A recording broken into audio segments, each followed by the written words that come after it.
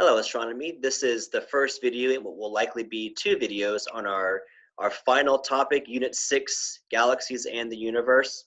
So the reading for Unit 6 is pretty dense. There's a lot of very detailed math in particular. We're going to kind of simplify the math and parse through the main topics for this unit, but this unit's going to end with basically the idea of what is reality, what is the universe, what is existence, which is some pretty deep stuff.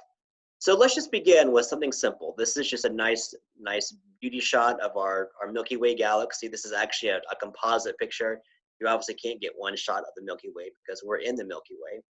So the Milky Way consists of up to 1 trillion stars. So keep in mind that, a solar system is one or more stars and the planets and objects that orbit it. Our solar system has one star in it. Most systems have more than one star, or either binary or trinary, but every star that you see in the sky is its own solar system, right? And the majority of what you see in the sky are stars in our Milky Way galaxy. Now, about 100 years ago or so, people realized that our galaxy wasn't the universe. There were other galaxies in the sky. The Andromeda galaxy, for example, I'll show you an image in a minute, is a completely different galaxy, and galaxies are separated by basically empty space. We're going to come back to what that actually is later. So this is another shot of our galaxy, sort of mapped out. The sun, it's right here. The arms have names: Sagittarius arm, there's the Orion spur, the Perseus arm. The middle of the galaxy is very dense. It just looks like it's one giant star, but it's not. It's a bunch of stars clustered together. This is a shot of the Milky Way from above. Well, this shot, so I'm actually go ahead a second. A shot of the Milky Way from the side looks pretty flat. So galaxies tend to be sort of, at least spiral ones, sort of flattened disks that in this case have spiral arms of dense concentrations of stars. Again, our sun's right here. So in the night sky, if you are in a very, very clear area where there's no light pollution and no clouds, you can see an arm of the Milky Way. Actually, this is like if you're on the sun here looking back at the center, this is looking back at the center of the galaxy. This would be the actual center, and this is moving out to one of the arms. You have to be in an area that's basically the middle of nowhere to see the Milky Way in this much detail in modern society. But remember, ancient peoples would have seen this every night, which is really pretty cool. So again, this is a shot of a spiral galaxy from the side, just pointing out that the galaxies, at least spiral galaxies, are mainly flattened disks. Now, let's just do a really quick listing of galaxy types. So spiral galaxies, as we mentioned, have the spiral shape. Here's one from the side. The second type are called elliptical galaxies, and they're shaped sort of like a football, like a elongated circle or oval. Elliptical galaxies are the biggest. The biggest galaxies are elliptical, by the way. They don't have distinct banding patterns, at least arms like spiral galaxies do. They look more or less just like an orb, sort of. The Andromeda galaxy, which we'll see in a minute, is an elliptical galaxy. The third type are called irregular. They're usually very, very small, and they have odd shapes, hence the name irregular. This is sort of a schematic of a spiral galaxy. So you see in the middle, you have what's called the galactic bulge. There's also an object or a feature called the halo around spiral galaxies, and the halo you can't see in the sky, but the halo is actually made of stars. There's actually more stars in the halo than there are in the disk part of the galaxy.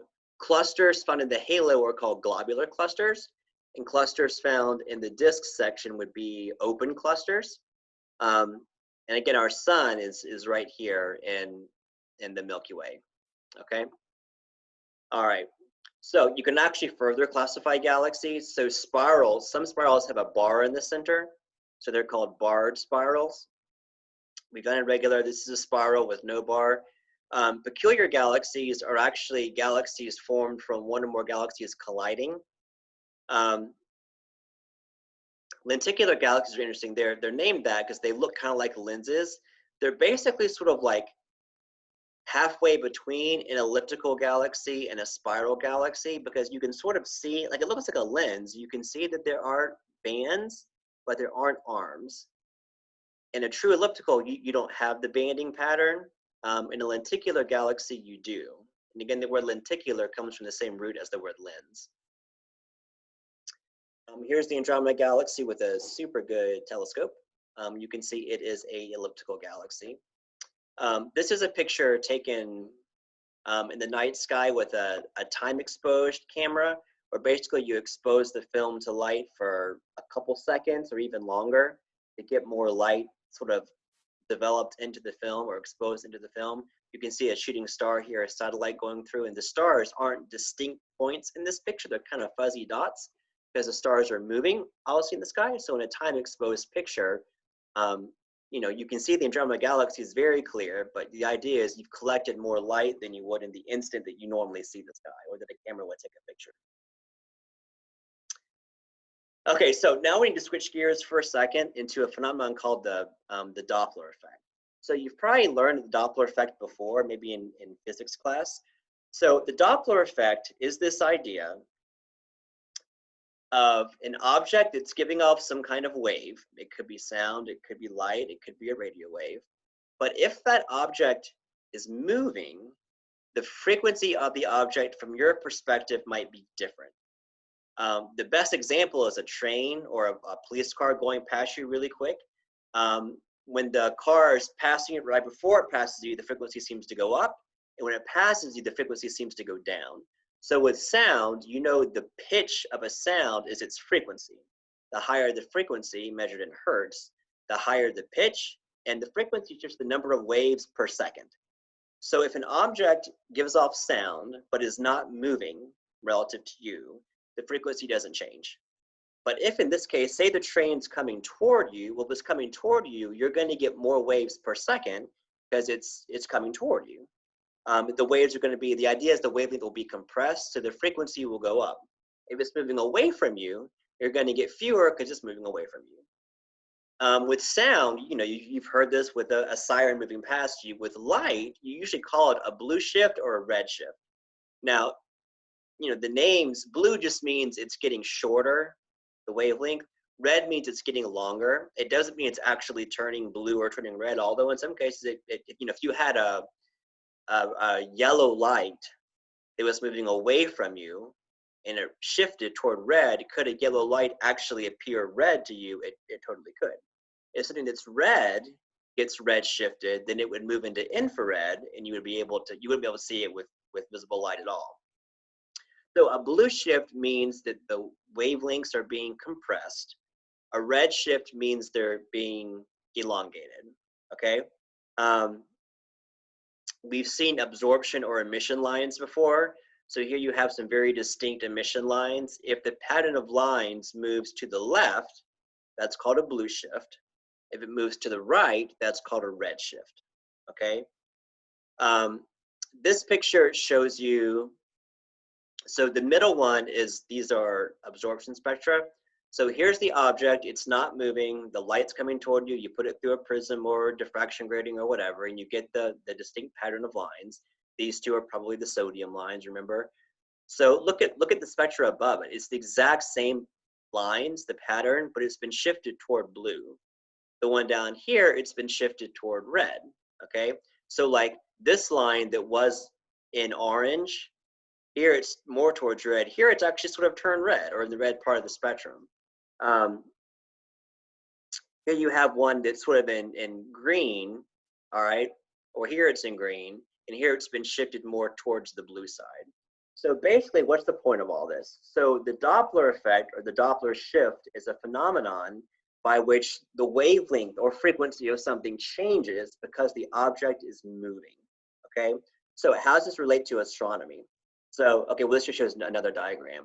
So something moving toward you is blue shifted, things moving away from you are red shifted, okay? So we can determine an object's motion in space by looking at the Doppler effect and how the spectral absorption or emission lines get shifted. So here's an example.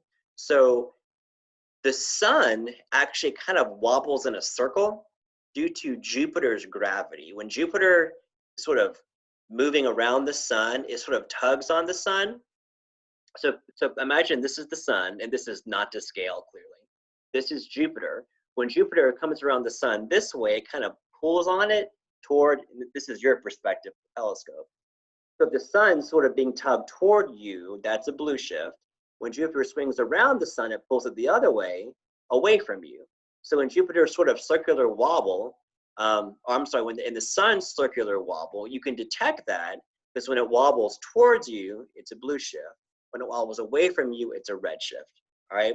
And determining or detecting spectral lines, it's very, very simple to do. Again, you just need a telescope and either a diffraction grating or a prism. Obviously, today we use a computer to get very distinct lines. But we can tell that the sun wobbles due to the Doppler shift. Okay. We can also tell what galaxies are doing. So this is a spiral galaxy that is rotating clockwise, and your perspective says down here, this arm of the galaxy, the light would experience a blue shift. This arm, the light would experience a red shift from your perspective. And we can actually measure the rate of the blue shift or the red shift and tell how fast a galaxy is rotating also. Now, quick question. What would it look like if your point of view was above the plane of the galaxy? If you were looking down on it, you wouldn't tell a shift at all, because from your perspective, it's not moving away from you or toward you. So the light from your perspective wouldn't experience a Doppler shift at all.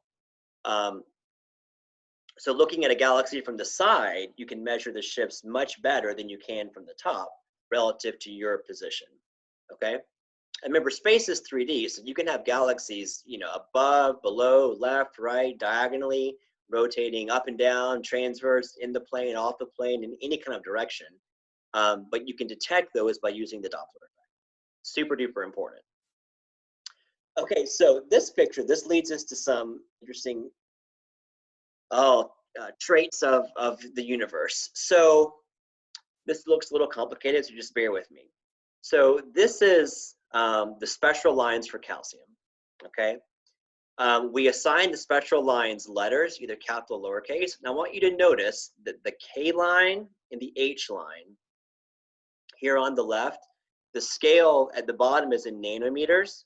So this K line, I need that bar to go away, is about, 394 nanometers, and the H line looks like it's 390, I don't know, 6 or 6.5 nanometers. And notice where they are, okay? This is a sample of calcium that's not moving towards you or away from you. It's just in the spectrometer. Those are the lines. Now, look at this chart up here. So one thing that's a little confusing is this doesn't use nanometers. It uses angstroms. There's basically 10 angstroms in 1 nanometer. So say this K line was at 394 nanometers, that's 3,940 angstroms. So to convert these numbers to nanometers, you would just move the decimal one place to the left. So that 3933 would be 393. Don't let that confuse you. Basically, galaxy A is a galaxy, it's basically at Earth. The K line's at 393 nanometers, H line's at 396 or 7 nanometers, which is just what it is right here. Now, each of these galaxies, A through H, is a different galaxy. And notice these are ranked in increasing distance from Earth, okay? And notice the shift is always upward. It's always shifted above, say, 3,000 or 4,000.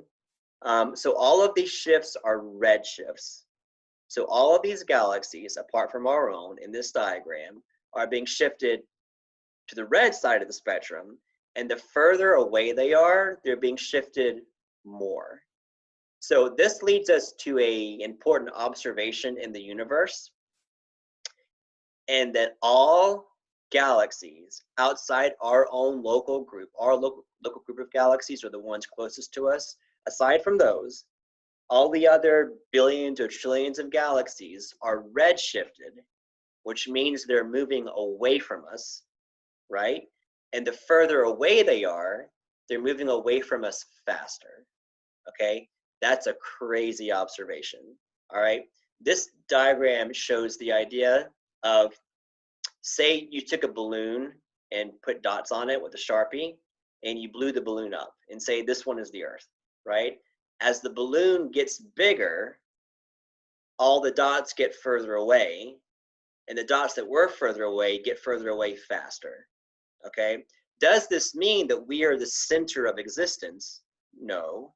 You could use that dot. That's not the center of the balloon, but relative to that dot, all the other dots are getting further away faster. So the idea here is that the universe, that basically the space between galaxies, which we're going to get to what that is later, is expanding.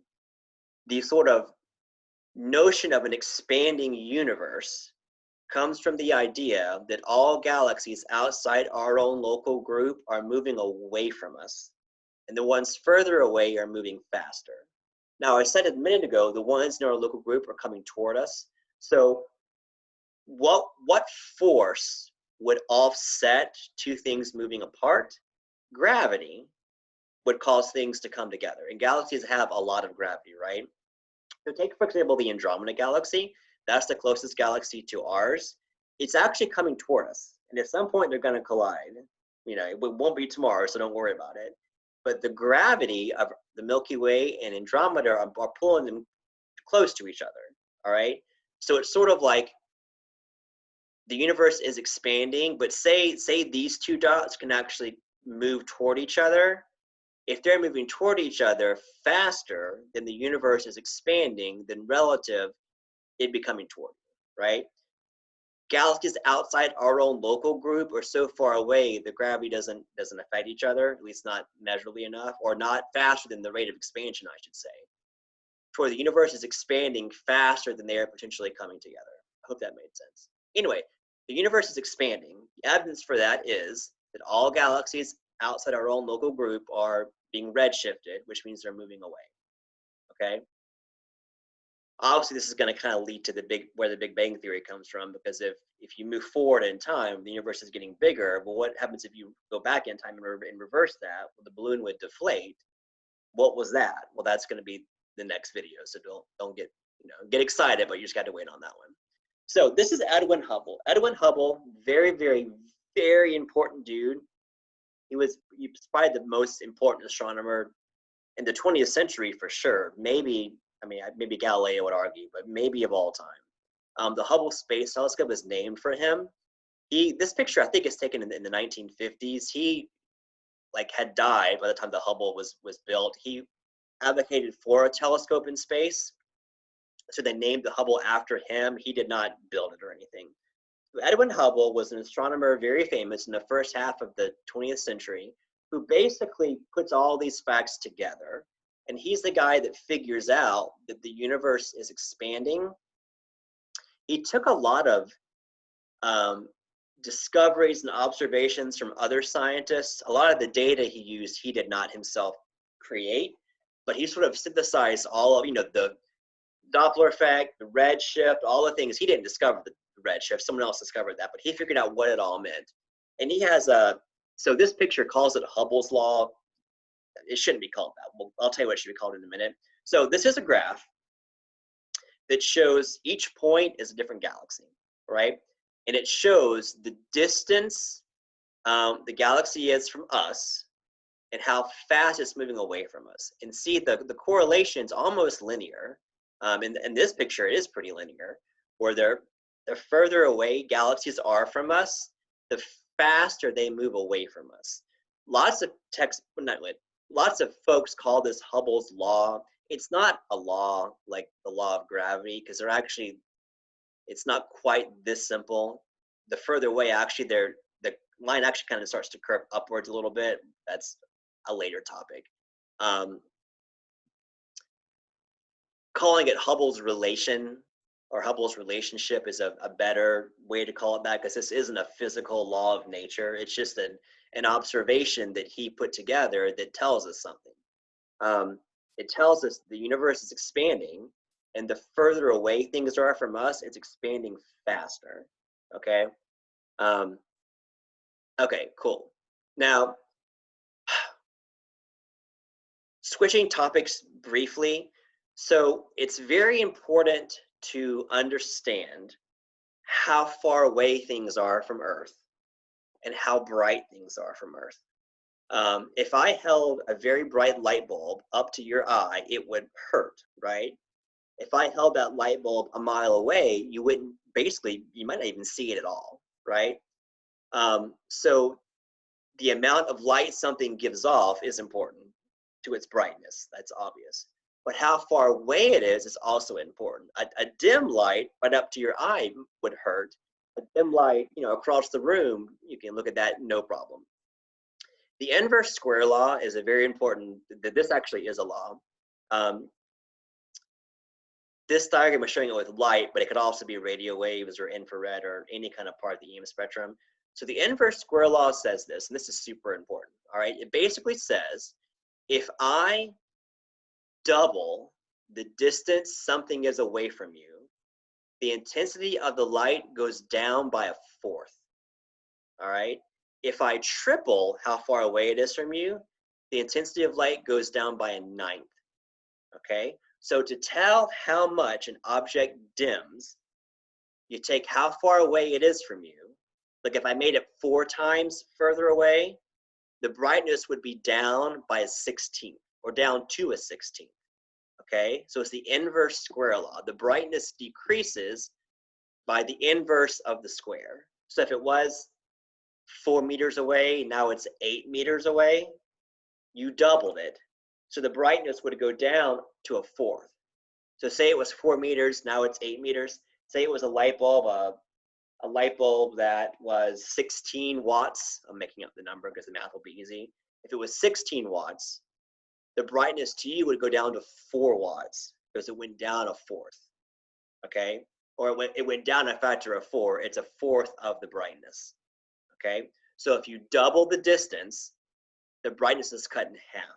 If you triple the distance, the brightness is only a third of what it was.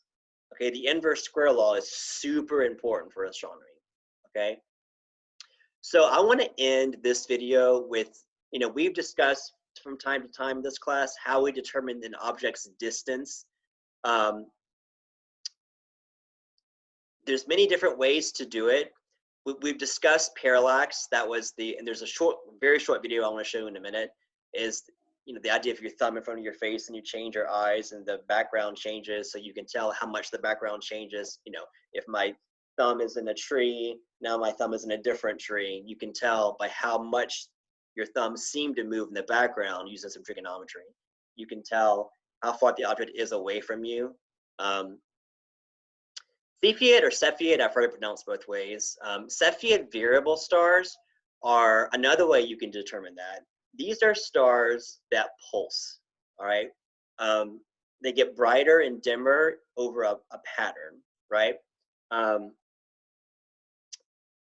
This is Cepheid stars.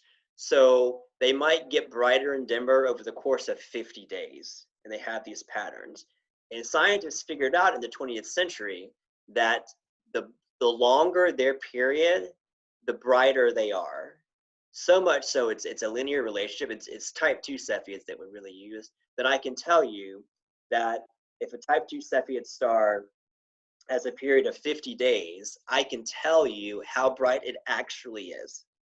All right. Now, say I know that it's 1,000,000 watts, like if you were right in front of it.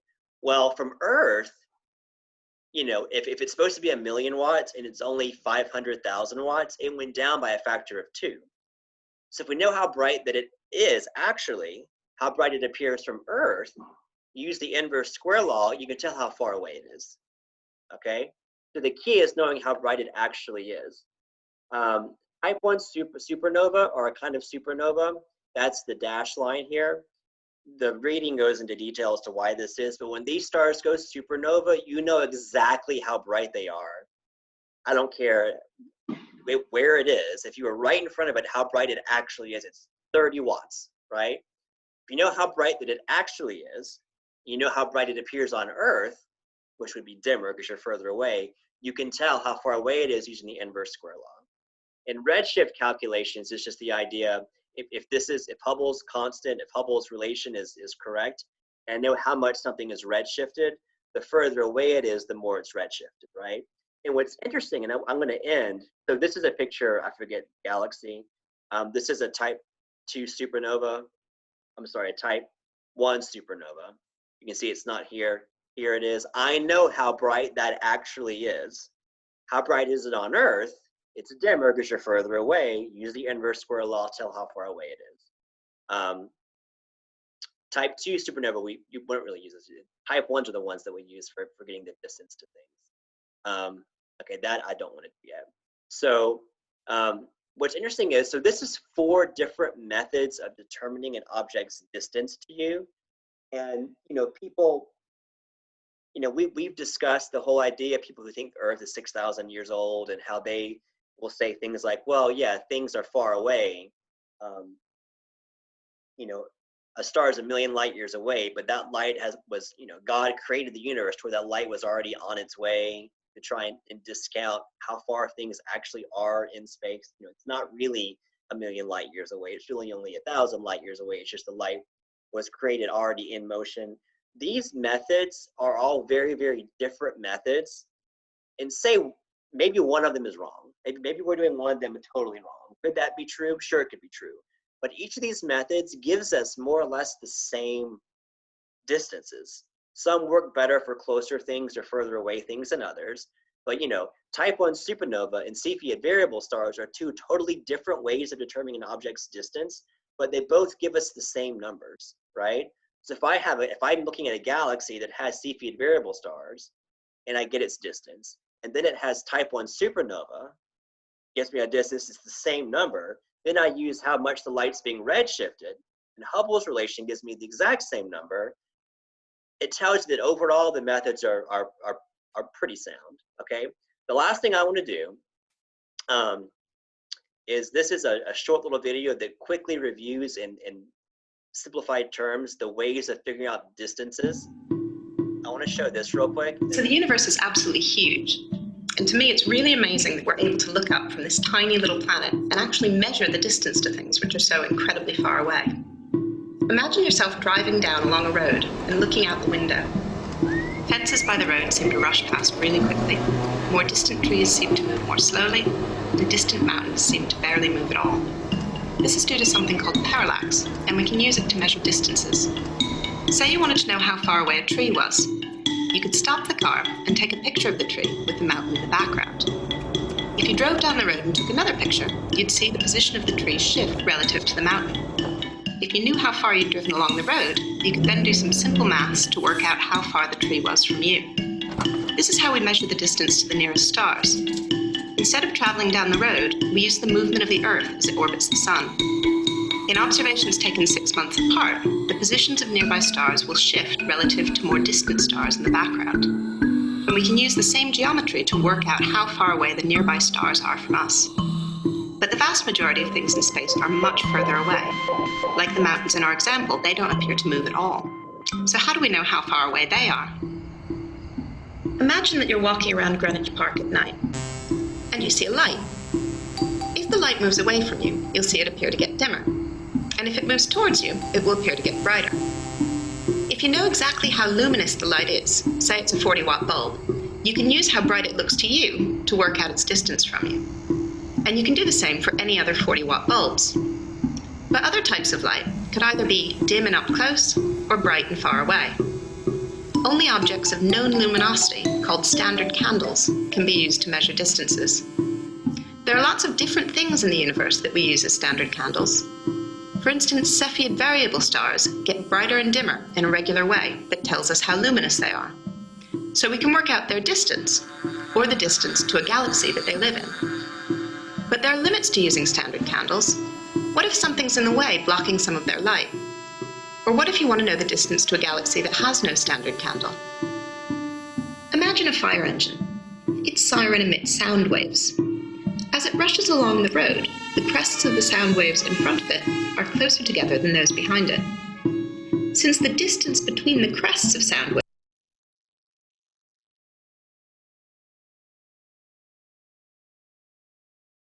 waves determines pitch, the engine sounds higher as it approaches and deeper as it moves away. This is due to something called the Doppler effect, and it affects light waves emitted from moving sources too. Now shorter waves appear bluer, and longer waves appear redder. We can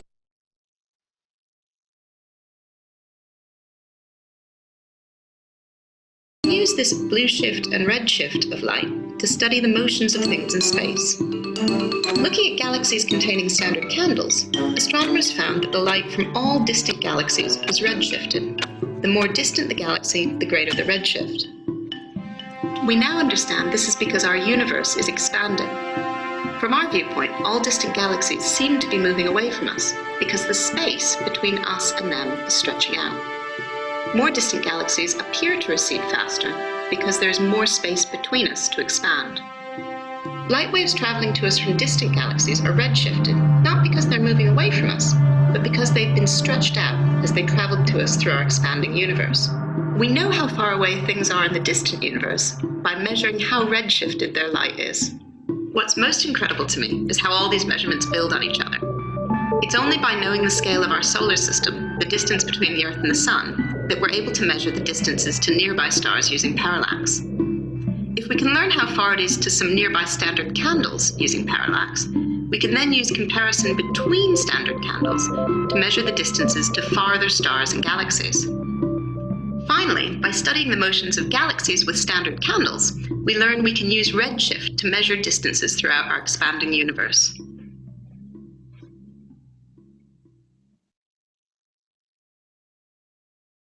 Okay, so that seems like enough for one video. We'll do part 2 of this later.